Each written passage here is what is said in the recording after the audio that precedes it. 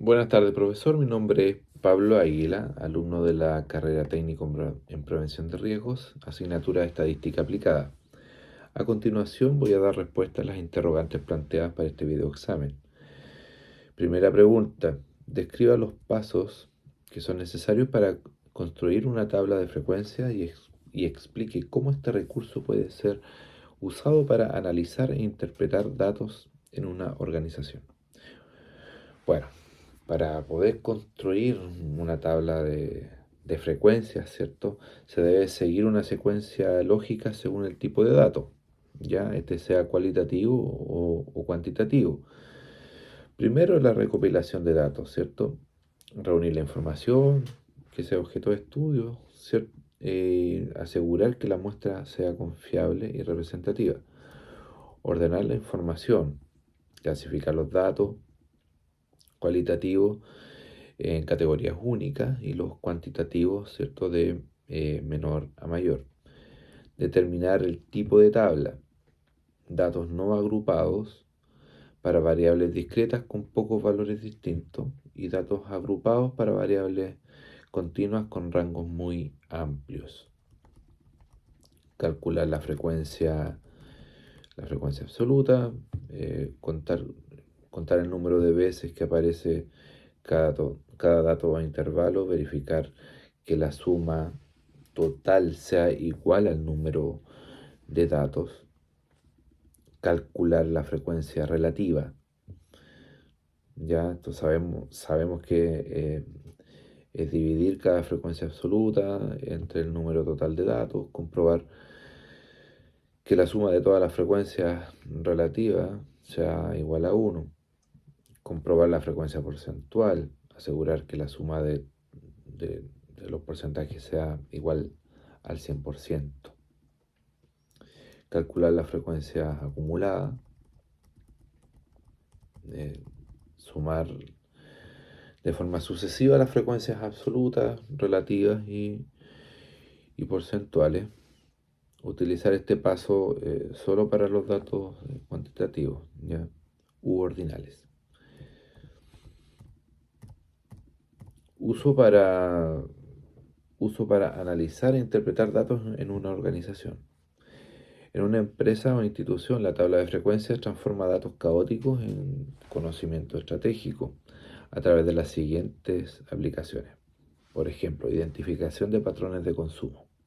Es decir, esto puede permitir, ¿cierto?, a una empresa clasificar las ventas por producto, zona o vendedor para describir los elementos con mayor y menor rotación.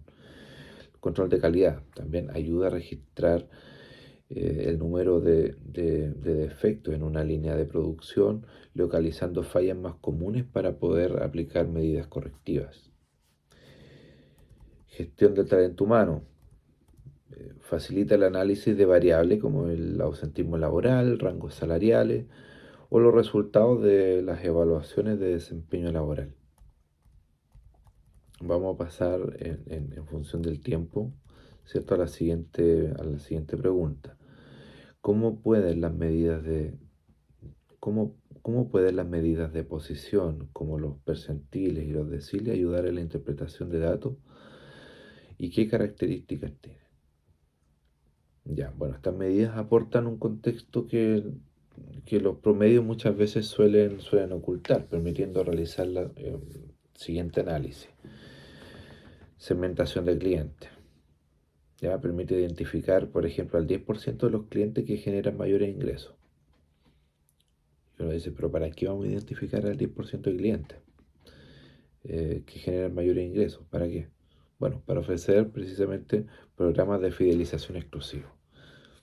Ahí hay estrategias de las empresas para poder aumentar cierto el número de clientes, y al identificar este tipo de clientes eh, pueden fidelizarlos y obviamente conseguir que estos clientes compren más.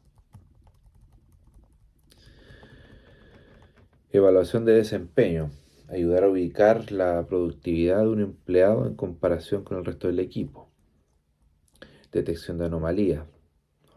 Facilitar, ¿cierto?, la identificación de valores extremadamente altos o bajos. como tiempos de espera, por ejemplo, para corregir fallas críticas. Y vamos a ir a un ejemplo, ¿cierto? Para simplificar un poco esto.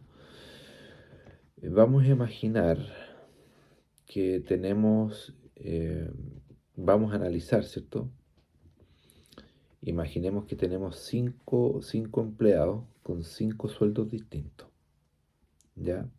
En la posición 1 vamos a tener un empleado que gana 500, ¿ya? El empleado A, 500. El empleado B, 600. El empleado C, 700. El empleado D gana 900.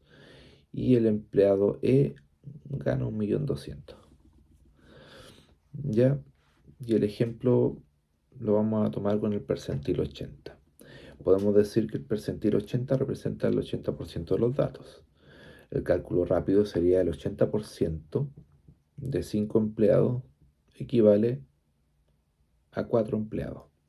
Resultados, miramos la posición 4, ¿cierto? Y nos damos cuenta que corresponde al sueldo de 900.